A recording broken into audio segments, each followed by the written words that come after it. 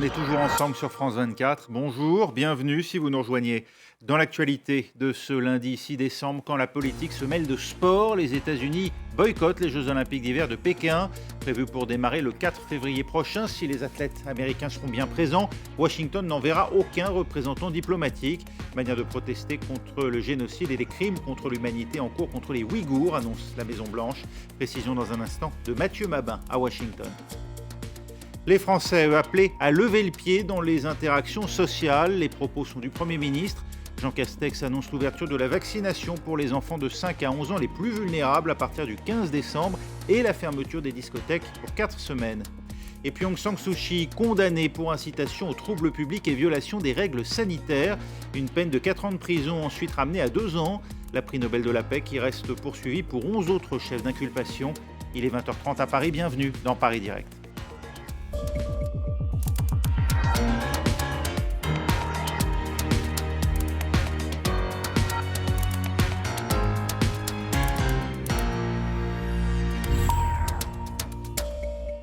La décision était dans les tuyaux depuis plusieurs semaines. La Maison-Blanche confirme aujourd'hui que les États-Unis boycottent diplomatiquement les futurs Jeux de Pékin, prévus pour débuter le 4 février prochain. Écoutez la porte-parole de la Maison-Blanche.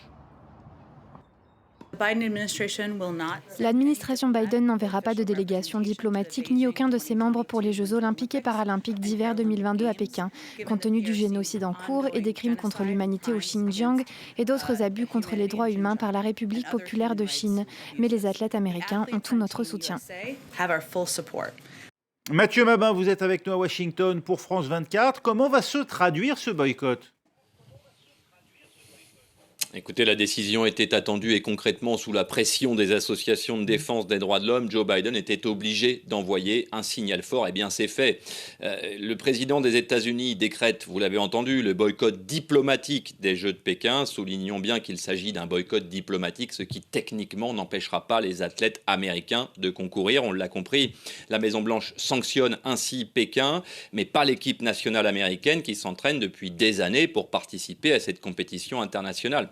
Concrètement, d'un point de vue symbolique, la nuance est importante. Elle signifie que les États-Unis ne mandateront pas de représentants officiels, ni représentants de la Maison-Blanche, ni du département d'État ou du département de la culture et des sports, et pas plus d'ambassadeurs dans les tribunes ou même en marge de la manifestation. Une question a été soulevée quasiment immédiatement dans les couloirs du CIO. La représentation américaine défilera-t-elle avec la bannière étoilée ? La réponse est oui, en tout cas si les athlètes américains décide d'être présent à la compétition, ce qui, à ce stade, semble être une évidence. Enfin, soulignons que Pékin a déjà réagi vivement en condamnant le geste et en évoquant de possibles représailles, sans que quiconque ne puisse deviner la forme qu'elle pourrait revêtir. La Chine a techniquement le pouvoir d'interdire l'accès des athlètes américains à son territoire, mais au moment où nous parlons, cette option reste peu plausible, puisque cela déclencherait de facto une réaction en chaîne, probablement déclenchée d'ailleurs par le CIO. Qu'est-ce qui motive cette décision des États-Unis, Mathieu ?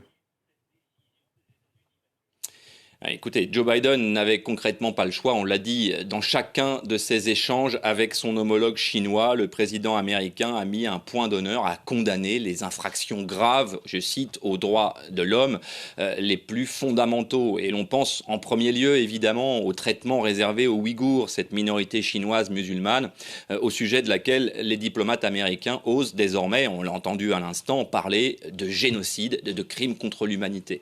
Le traitement réservé aux opposants, les rares opposants connus au Parti communiste chinois, vient s'ajouter aux griefs formulés par Washington. Et enfin, la sécurité des athlètes. Après la disparition, on s'en souvient également, de la joueuse de tennis Peng Shuai. Rappelons à son sujet qu'au début du mois de novembre, Steve Simon, le président cette fois de la WTA, le comité en charge de l'organisation des compétitions du tennis féminin, a tout simplement exclu la Chine de cette organisation. Pékin avait alors dénoncé une politisation du sport, ce qui, vous en conviendrez, n'est pas le moindre des paradoxes pour un pays qui a placé toutes ses organisations sportives sous la coupe d'une seule organisation politique, le Parti communiste chinois. Merci Mathieu Mabin avec nous en direct de Washington. Elles avaient été les dernières à rouvrir après les confinements successifs ici en France. Elles seront les premières à fermer les discothèques ce vendredi et pour 4 semaines, annonce du Premier ministre, alors que la France fait face à une nouvelle flambée des cas de Covid, proche de 50 000 par jour. l'ensemble des mesures détaillées par nos confrères de France 2. De fortes incitations et peu d'interdictions. Cette nouvelle conférence de presse du Premier ministre ressemble à un dernier avertissement avant des mesures plus draconiennes. L'heure n'est donc pas à des mesures de jauge, de couvre-feu ou de confinement, ce serait disproportionné.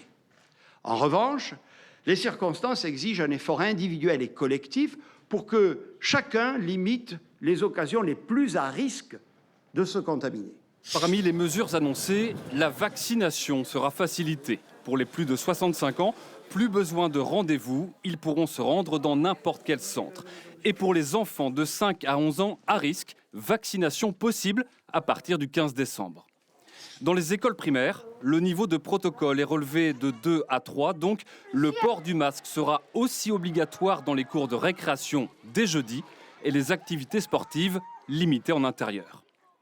Autre incitation, le télétravail. Le gouvernement demande aux entreprises où c'est possible 2 à 3 jours par semaine, sinon cela pourrait passer par une obligation. Il va falloir lever le pied sur les moments festifs. Jean Castex demande de limiter les pots en entreprise, les crémaillères et événements de fin d'année. Et ce sera plus radical pour les discothèques. Elles fermeront vendredi pour 4 semaines car c'est un lieu de forte propagation. Dès demain, une concertation commencera avec le ministère de l'économie sur les aides à apporter aux secteurs les plus touchés. C'est le début d'un long chemin de croix pour Aung San Suu Kyi, la prix Nobel de la paix, toujours poursuivie pour 11 chefs d'inculpation, vient d'être condamnée pour incitation au trouble public et violation des règles sanitaires chez elle en Birmanie. Une peine de 4 ans de prison, ensuite ramenée à 2 ans. Le récit de David Gilberg et Agnès Brogin. 4 ans de prison pour incitation au trouble public et violation des règles sanitaires liées au Covid.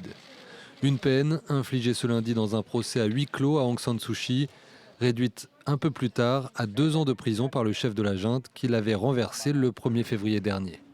Mais l'ancienne chef du gouvernement birman, qui est depuis en résidence surveillée, risque beaucoup plus gros. Les militaires ont accumulé des accusations, notamment de violation de la loi sur les secrets officiels, de corruption et de fraude électorale, qui lui font encourir 102 ans de prison au total.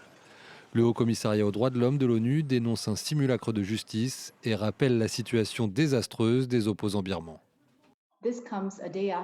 Cette décision intervient un jour après que les forces de sécurité de Rangoon ont renversé des manifestants dans un camion et ensuite tiré à balles réelles sur des manifestants pacifiques et non armés.